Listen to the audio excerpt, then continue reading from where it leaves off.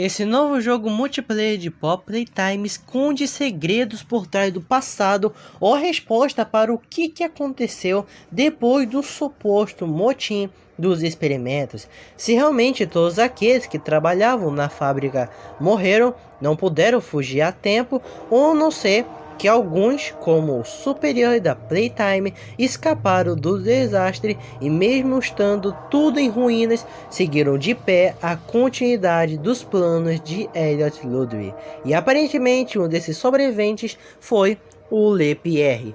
Bom, vamos ao início dessa teoria. Se voltarmos aos eventos do capítulo 1, Tick-Skizzy na fita VHS preta, gravado como um log, um registro de testes do específico experimento que está acima de todos é o experimento 1006, o protótipo. De acordo com o cientista responsável pelos relatórios da criatura, o experimento 1006 possui uma incrível coordenação, capaz de mexer seus músculos com perfeição, ao contrário de Huggy Wuggy, Kiss-Miss e cooperação. Nesse caso é comunicativo, obviamente não com humanos, porém com outros experimentos, porque como citado em um antigo relatório achado próximo na estação de jogos, ele matou um dos cientistas em uma das suas tentativas de fuga da sua contenção.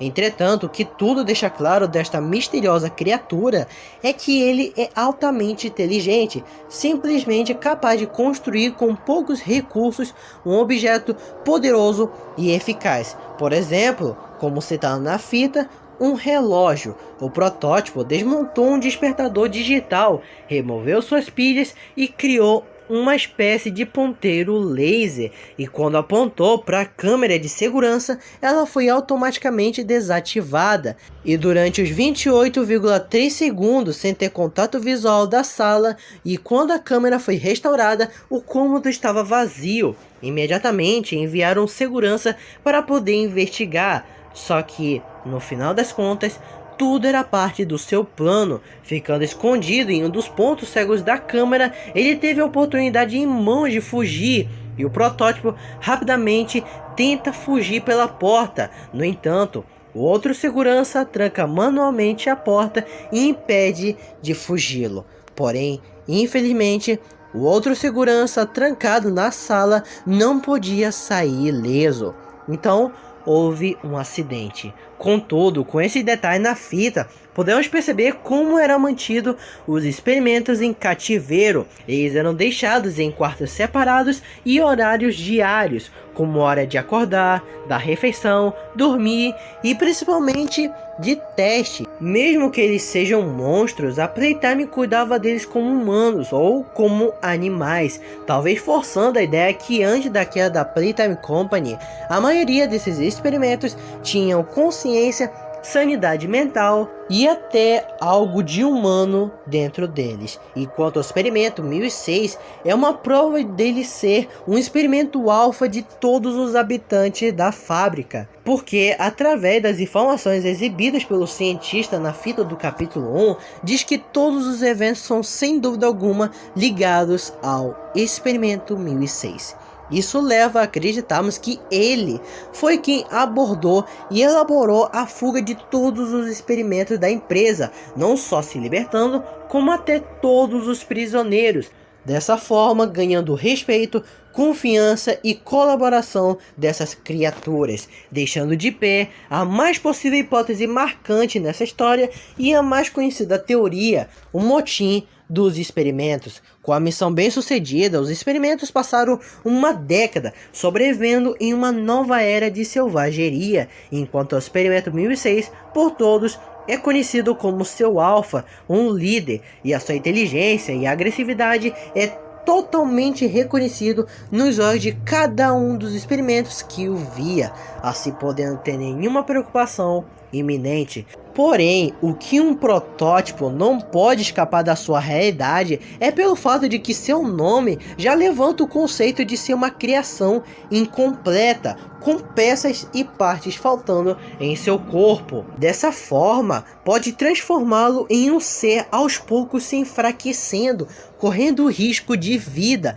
Para isso, ele precisaria encontrar e executar esses materiais, mas felizmente os experimentos estavam em um conflito mortal pela lei do mais forte, e como as pequenas criaturas da fábrica estavam perdendo suas vidas, o protótipo aproveitou essa oportunidade, sorrateiramente vasculhando essas regiões, pegava tanto sua carne quanto possivelmente seus olhos, porque aonde vamos pela fábrica com o protagonista, sempre tem brinquedos desmontados e ensanguentados e principalmente sem olhos, apontando que durante o início do abandono da fábrica houve uma espécie de guerra, exterminando a maioria dos pequenos experimentos da empresa, enquanto as maiores criações se fortaleciam. E nesses últimos 2 capítulos de Pop Playtime, como Huggy Wuggy, Mummy Long Legs, os Mini Hugs, PJ Pagapila, Bugs Bunny e Kiss Miss foram os sobreviventes desta guerra. Na verdade, digamos que isso mal foi uma guerra, e sim um massacre, uma carnificina, porque até então, digamos que essas criaturas estejam com fome depois de uma década, certo? Infelizmente não. Algumas sugestões e teorias dizem que tanto Hug e Mommy sofreram uma espécie de vício. Lembram na carta de Elliot sobre seu teste com o rato morto, o experimento 814? Ele menciona algo sobre porções. O que talvez podemos pensar é que eles foram forçados a bebê-los ou comê-los, e conforme o tempo se passava, eles se acostumaram, gostando desse novo sabor.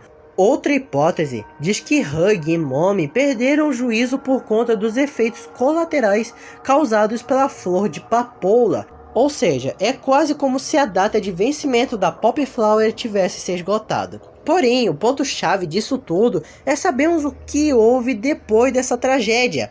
As novas teorias apontam que Project Playtime passa-se no ano de 1993 e 2003, ou especificamente depois do motim do 1006. Mas, em ocasião, existe uma outra ideia diferente, porque no trailer de gameplay, assim que o trem passa veloz, nos atentamos a algumas frases, entre elas temos 60 anos. O significado disto sugere uma ideia de comemoração desde que a empresa foi fundada por Ludwig. Curiosamente, se fizermos um cálculo de 1930 mais 60 anos, é igual a 1990, onde veio a ideia que Project Playtime se passa em 1991. Mas tecnicamente, sabemos que o Bug Bots foi criado em 1993, então esse cálculo foi apenas um atalho para hipoteticamente ligar ao ano de 1993.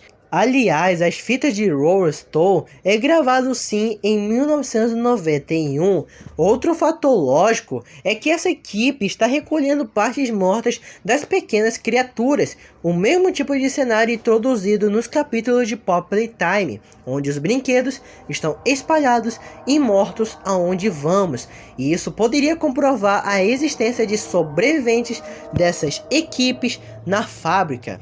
Porque segundo a primeira carta no início de Pop Playtime, diz que nós ainda estamos aqui, encontre a flor, e o protagonista achou a flor e apenas libertou a Pop, sem saber o que ou quem mandou aquela carta. Alguns acreditam que essa carta foi enviada pela Pop através de seus poderes mentais ligados a algum dos experimentos da empresa, só que a gente tem que pensar fora da caixa às vezes, né? E se a carta foi enviada por um especialista de extração de recursos? Eu sei, pode ser estranho ou loucura, mas às vezes não podemos negar essa possibilidade, pois o final descartado do capítulo 2 da Mob Entertainment excluiu o fato que os funcionários na fábrica estavam mortos há muito tempo, mas na carta é controvérsia, talvez não foi um adulto, e sim claramente uma criança, pois tem duas palavras escritas de maneiras erradas, como Ready e Disappear. E o outro detalhe que leva a acreditarmos que se passa antes de Pop Playtime é pelo simples fato que Momo Glass está viva, enquanto ao Hug não aparenta algum indício visual de ferimentos causados na queda do capítulo 1. E outros dizem que o Box Bull, provavelmente o experimento mais antigo daqueles que conhecemos, ficando atrás do 1006, já esteja morto. Em minha opinião, seria um pouco decepcionante eles incluírem Box Bull na história principal, no capítulo 3 e diante. Mas vejo que isso não será muito possível, pois ao longo do tempo percebemos que esse experimento é exclusivamente apenas para o jogo de Project Playtime, tendo seu papel principal ficando apenas no teatro. E no passado, provavelmente Box Bull fazia seus espetáculos naquele grande palco, e seus espectadores, as crianças, os adoravam.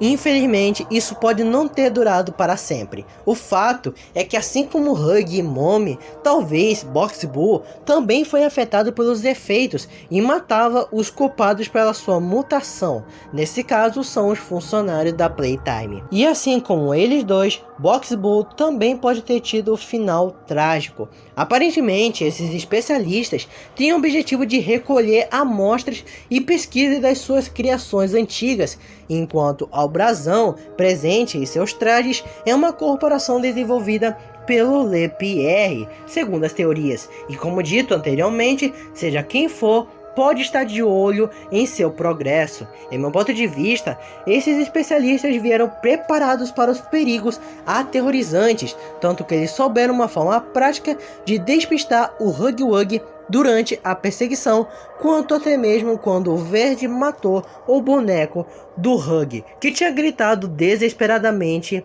por socorro. Mesmo assim, isso pode levantar umas certas dúvidas, como por exemplo, o que acontece se alguns desses especialistas voltarem vivos com essas pesquisas da Playtime? Será que eles são liberados ou será que são mortos para apagar essas testemunhas? Eu acredito que provavelmente em Project Playtime, o Hug, que tinha gritado desesperadamente, pode ser talvez uma espécie de armadilha que estarão espalhados nas áreas isoladas. Até que seja lançado esse jogo, eu tenho certeza que o trailer de gameplay é apenas uma versão beta em desenvolvimento. Assim como nos trailers de Pop Playtime, muitos fatores, aspectos ou gráficos podem ser alterados no jogo. Mas e quanto a vocês? Será que em Project Playtime descobriremos nosso objetivo desse recolhimento de recursos? Será que é para algum experimento conhecido? Quem pode estar liderando essa corporação, esse projeto?